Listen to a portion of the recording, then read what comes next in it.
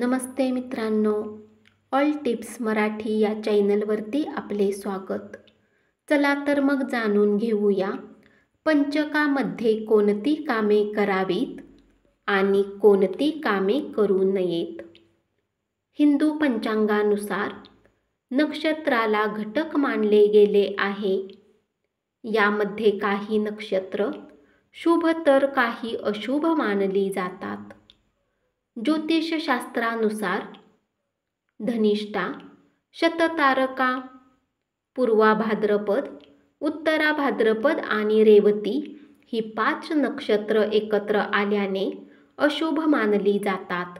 नक्षत्रांच्या या स्थितीला पंचक असे म्हटले जाते.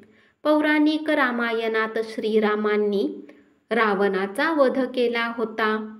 त्यावेळी पंचक लागले होते.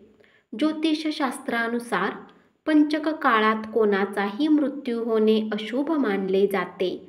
तसेच या काळात कुटुंबातील 5 जणांचा लागोपाठ मृत्यू होतो असे शास्त्र सांगते. या कालावधीत काही शुभ कार्य करणे निषिद्ध मानले जाते. यावेळी लाकडाची खरेदी करू नये. तसेच घराच्या दुरुस्तीचे काम करू नये. या काळात लग्न जमविणे किंवा इतर कोणतेही शुभ कार्य करणे वर्ज्य मानले जाते. गरुड पुराणानुसार पंचक दरम्यान ज्या व्यक्तीचा अंत्यसंस्कार केला जातो त्या व्यक्तीचा आत्मा मुक्त होत नाही. पंचक काळात गवत, लाकूड इत्यादी इंधन गोळा करू नये. त्यामुळे आग लागण्याची भीती असते. तसेच या काळात दक्षिण दिशेला प्रवास करू नये, कारण दक्षिण दिशा ही यमाची दिशा मानली जाते. या काळात दक्षिण दिशेला प्रवास करणे हानिकारक मानले जाते. पंचक काळात घराचे छत घालू नये. काही कारणास्तव जर या काळात काही कामे पूर्ण करणे खूप महत्त्वाचे असेल तर असे काही उपाय आहेत ज्याचा अवलंब करून तुम्ही तुमचे महत्त्वाचे काम करू शकता. पंचक दिवशी घराचे छप्पर घालणे आवश्यक असल्यास अशा वेळी मजुरांना मिठाई खाऊ घाला. त्यानंतर छप्पर घालण्याचे काम करा.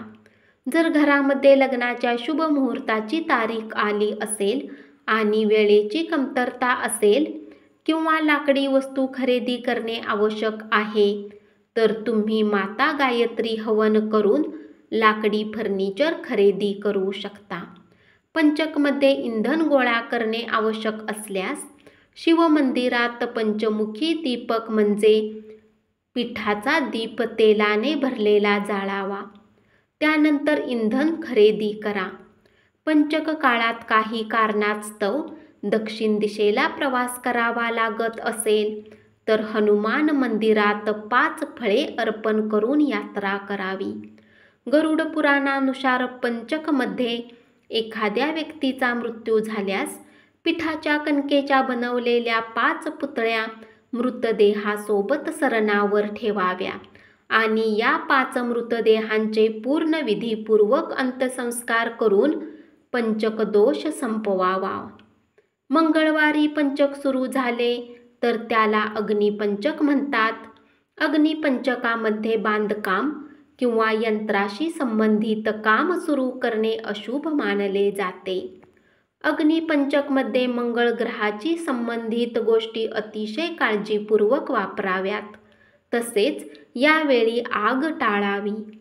या काळात हवन आणि यज्ञ करण्यासही मनाई आहे. असे मानले जाते की बुधवार आणि गुरुवार सुरू होणाऱ्या पंचकमध्ये सर्व प्रकारची शुभ कार्य होऊ शकतात. या दिवसात साखरपुडा, विवाह संबंधी शुभ कार्य देखील करता येतात. चोर पंचक शुक्रवारी येते. शुक्रवारी सुरू होणाऱ्या पंचकाला चोर पंचक म्हणतात. यामध्ये पैशाचे किंवा मालमत्तेचे व्यवहार आणि व्यवसाय सुरू करणे टाळावे. शनिवारपासून सुरू होणाऱ्या पंचकाला मृत्यू पंचक असे म्हणतात. यामध्ये अत्यंत सावधगिरी बाळगण्याचा सल्ला दिला जातो. मृत्यू पंचक दरम्यान राग टाळावा आणि वाणीत गोडवा आणावा. रविवारी येणाऱ्या पंचकाला रोग पंचक म्हणतात. ज्यामध्ये कोणतेही मंगल किंवा शुभ कार्य न करण्याचा सल्ला दिला जातो. या दिवसात मानसिक आणि शारीरिक समस्या उद्भवू शकतात. हे पंचक सर्व प्रकारच्या मंगल आणि शुभ कार्यासाठी अशुभ मानले जाते. धन्यवाद.